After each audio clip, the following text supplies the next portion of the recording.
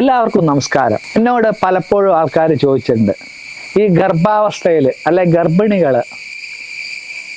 ആ ഒരു സമയത്ത് നെയ്യ് ജപിച്ച് കഴിക്കുന്നൊക്കെ കേട്ടിട്ടുണ്ട്. അതെങ്ങനെയാണ് കഴിക്കേണ്ടത്, അല്ലെങ്കിൽ ഏത് മന്ത്രം കൊണ്ടാണ് ജപിക്കേണ്ടത് എന്നൊക്കെ പലരും സംശയം ചോദിച്ചിട്ടുണ്ട്. ഗർഭിണികൾ വെണ്ണ അല്ലെങ്കിൽ നെയ്യ് ഒക്കെ ജപിച്ച് സേവിക്കുന്ന ഒരു സമ്പ്രദായമുണ്ട്. അത് പുരുഷ സൂക്തമാണ് ജപിച്ച് കഴിക്കേണ്ടത്. പുരുഷ സൂക്തം അറിയുന്ന തിരുമേനിമാരെ കൊണ്ട് അതിൻ്റെ ക്രമത്തിൽ ശുദ്ധിയോടുകൂടെയുള്ള പശു നെയ്യ് ജപിച്ച് സേവിക്കുന്നത്. അത് ഒരു കാര്യമുണ്ട്.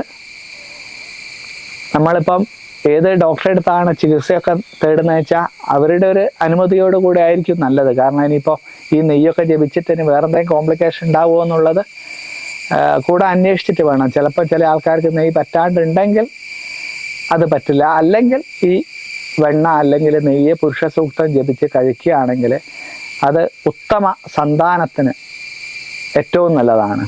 സന്താന വിഷയത്തിൽ ദോഷമുള്ളവരും പുരുഷ സൂക്തം ഹോമിക്കുന്ന അല്ലെ പുരുഷ സൂക്തം ജപിച്ച് ഹോമിക്കുന്ന പായസ ഹോമമുണ്ട്, അതാണ് കഴിക്കേണ്ടത്. പായസ ഹോമം എന്ന് പറയുന്ന ഹോമം സന്താന വിഷയത്തിൽ ദോഷമുള്ളവർ പായസഹോമം കഴിപ്പിക്കുകയാണെങ്കിൽ ഇഷ്ടസന്താനം അല്ലെങ്കിൽ ഉത്തമ സന്താനം ഉണ്ടാവും എന്നൊക്കെ പറയും.